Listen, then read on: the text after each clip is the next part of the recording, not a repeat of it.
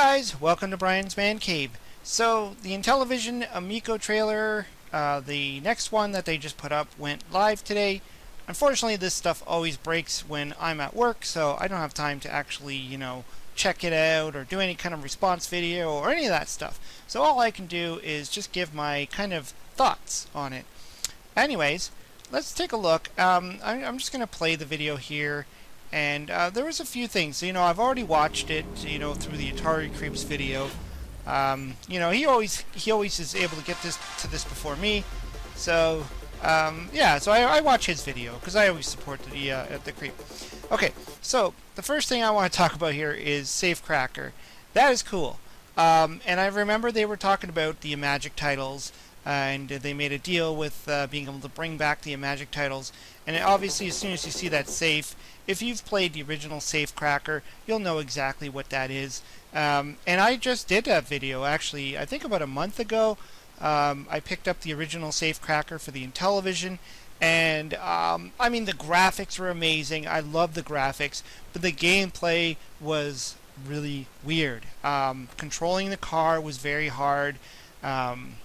And there was a lot to it. There's a lot to learn in this game, and I really need to literally take some time to reread the manual over and over again and try and give it another shot, because when I did my video, I was going all over the place. But it's exciting to see that this came back, and I'll be curious to see what they can do to it. And of course, they got a pool game here, which I believe there was either a homebrew or a late release or something that was pool, but that's pretty interesting, and I'll be curious to see how they're going to implement the controllers, because the whole point of the Amico is to really utilize those controllers. So I wonder what they're going to do for doing pool. Now this one, at first I thought about auto racing, but the thing is, this is more like that sprint game than it is of auto racing, because it's in a very enclosed track, whereas auto racing felt like you were out in the wild. So I don't know. I mean, the scenery around it kind of does represent that. But in auto racing, you weren't really in an enclosed track. So this might be more of a sprint type of game. But really cool that I gotta imagine how they're gonna implement the controllers for it. This looks more like auto racing. So I don't know. There's a few things there. Shark. It really just looks like Shark. Again, it's a game I need to really explore. I have it on my Intellivision, and I've yet to actually really plug it in and give it a go. I don't know what this is. I've been trying to figure this out. It looks like it's some kind of those beanbag games where you could throw a beanbag or something into that's what it looks like. So I'm assuming it's going to have some kind of just like the Nintendo Wii where you use the remote to throw stuff. So I'm assuming that's what it's going to be. Kind of like backyard games. We've already seen this. This is like the Arkanoid or whatever. It's kind of like Sideways. And I remember actually playing an Arkanoid style game on the Commodore 64. I think it was like something Crackdown or something like that. It had some kind of weird name. But I remember playing a Sideways version of Arkanoid. It's the same concept, We've already seen the Astro Smash, but it's really cool seeing some extra footage on it. And seeing some actual scenery. That was one of the questions I had when I first did the first thoughts on it. Was, will the scenery change? This is interesting. I remember seeing this when they showed the first trailer. You saw like a glimpse of this. It's kind of like, I think the Atari Creep kind of looked at it as like a Hot Wheels type of thing, because of that winding track. So it's kind of interesting. It's almost like Dodge 'em on the Atari 2600. This looks like it's just straight out combat, armor battle or whatever you want to call it from the original Intellivision. This one I was trying to figure out. At first I thought it was going to be something, like those games where you have to complete like squares and all that. But now that I look at it, I don't know. This is kind of interesting. I'm not really sure what this is. It's like those balls, those things where you gotta move the ball around. So there's a bunch of Pong style games, so Pong is always good, especially in multiplayers. And then they're throwing a sports element into it, kind of like the sports background, which is cool. Really neat there.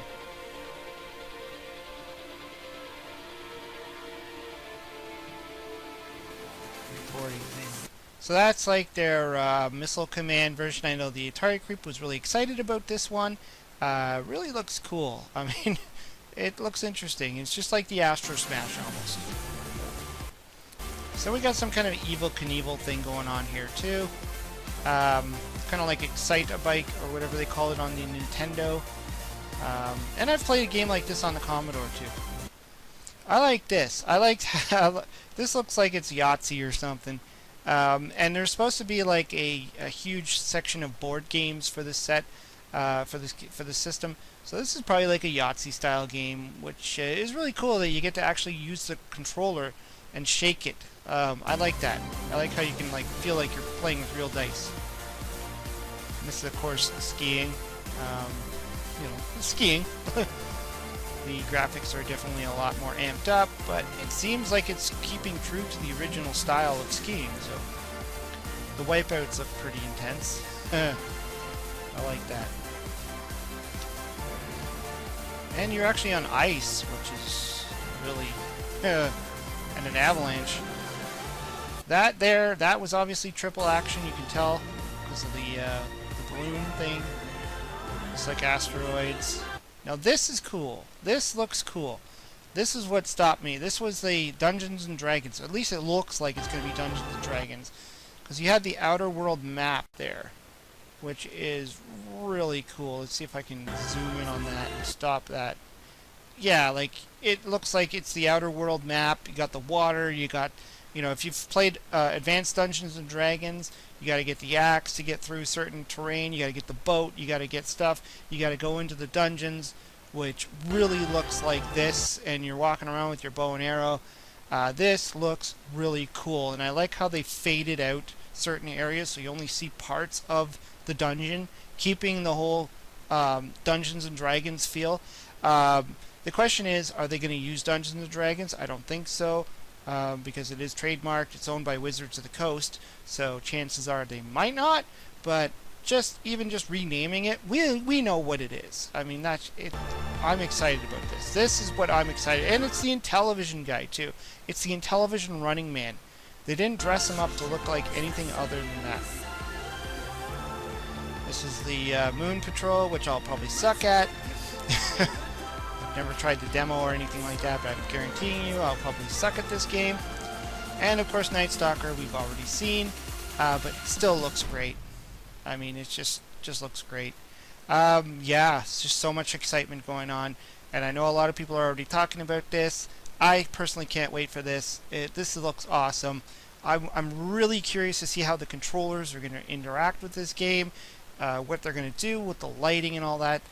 Tommy Tallarico has made a lot of promises that, or not promises, but he's talked a lot about what this thing is going to do, and we've been getting little tidbits here and there.